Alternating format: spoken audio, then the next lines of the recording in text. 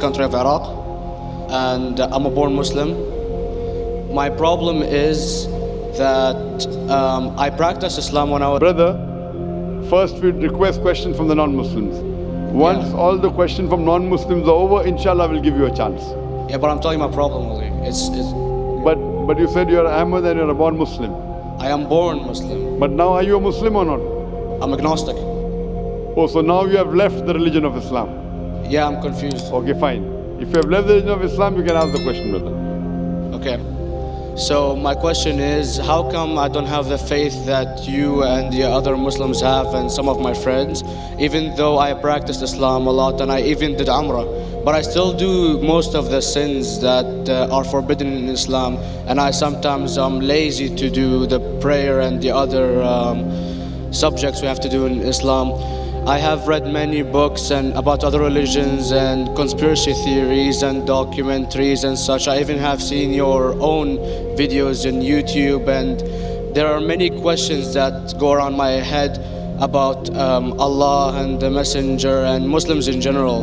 And basically the most important question is, you said in one of your debates or questions that Allah is the creator and He's uncreated.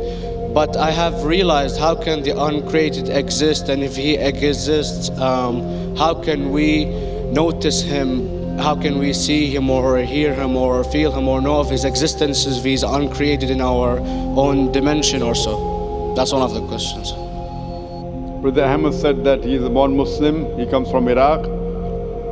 He read the Quran, he read the books, but he commits many sins. He believes maybe sometimes he's agnostic, and he's lazy for praying.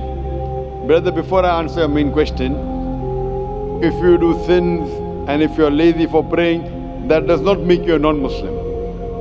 As long as you believe that praying is fard, sometimes you miss, it's a sin. It's a major sin that you sometimes don't pray, but that doesn't make you a non-Muslim. If you say praying is not required, then you're doing kufr. But if sometimes you do sin, sometimes minor sin, sometimes major sin, it is haram, it's forbidden, but that does not throw you outside the fold of Islam. There are sometimes waswasa of the shaitan asking you, oh, you're a Muslim, but this is wrong in Islam, this is wrong, and it does deviate the person's mind. At that time maybe your iman may be low, but these things should not make you consider that you're non-Muslim. Regarding a question that I mentioned in my speech, and you're right, that Almighty God is the creator, but He Himself is uncreated. You ask the question, how can the uncreated, how can we see the uncreated, and how it's possible? Allah subhanahu wa ta'ala is Khaliq, is the creator, and by definition He's uncreated.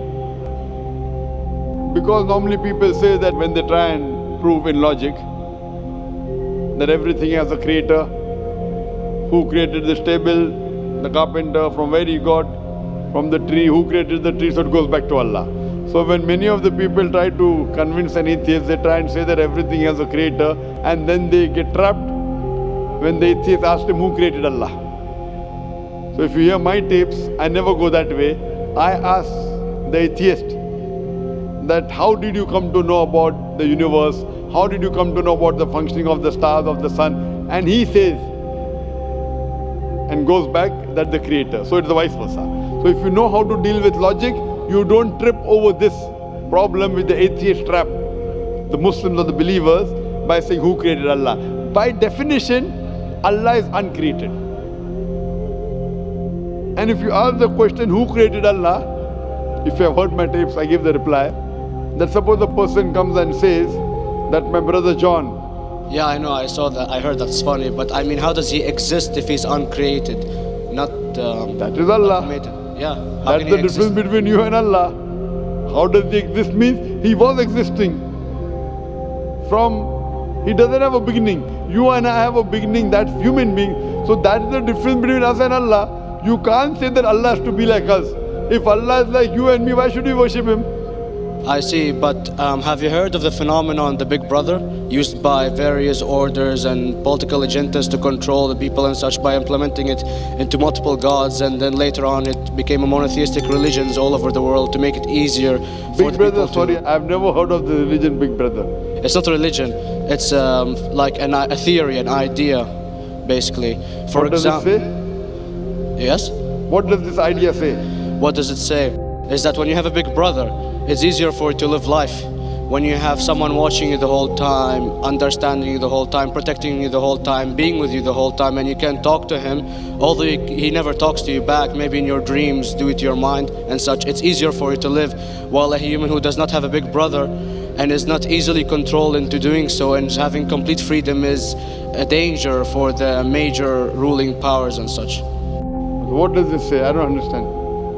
Big Brother may be there, Big Brother may not be there. What does it have to do with Islam and God? What does it have to do? Because basically Allah is watching you the whole time. So you want to knows. say that Allah is like a big brother?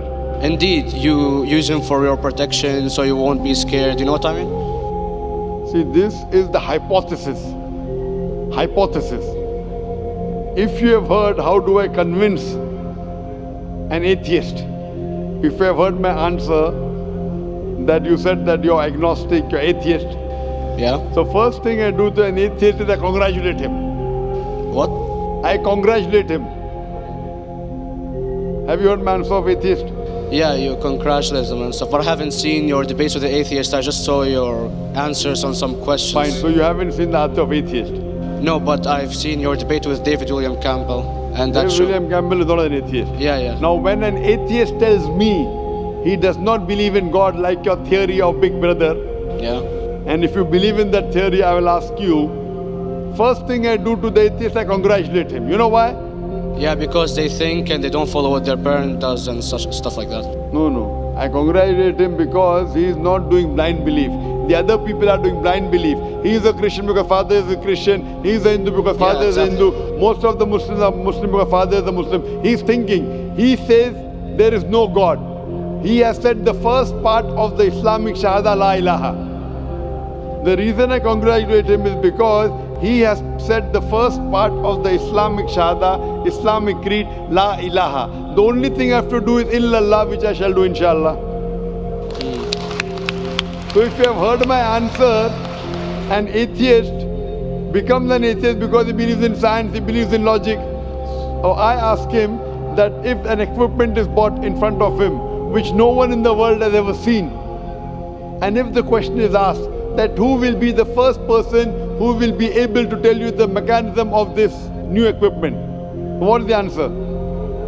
Of course, he's going to tell you the producer or the maker of this equipment. Creator, producer, maker. So when we ask him questions that how did this universe come to existence, he will talk about the Big Bang.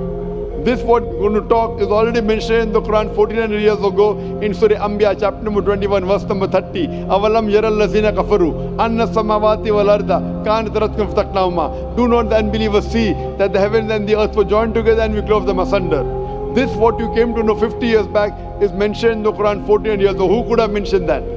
Well, in various civilizations in like 2000 or 5000 BC before Islam came or Christianity itself, there was various civilizations that are good in astronomy and they know more about our solar system than we do now, sadly. Brother, your knowledge of science is little, not in-depth. I do agree. There are certain things which were known as hypotheses. For example, we came to know, we were proved that the earth was spherical in 1577. I know that in 6th century BC, there were Pythagoreans who believed that the earth was spherical. But the same Pythagoreans who believed the earth was spherical also believed that the earth was the center of the universe, which is wrong. You show me one civilization which believes 100% what the Quran has mentioned. I challenge you. What you say, so do you mean to say there was a person who said, okay, this civilization, out of 100 things, these 2 things are right. Out of 100 things, these 5 things are right. Out of this 100, and picked and chose. Who can do that? No one besides the Creator.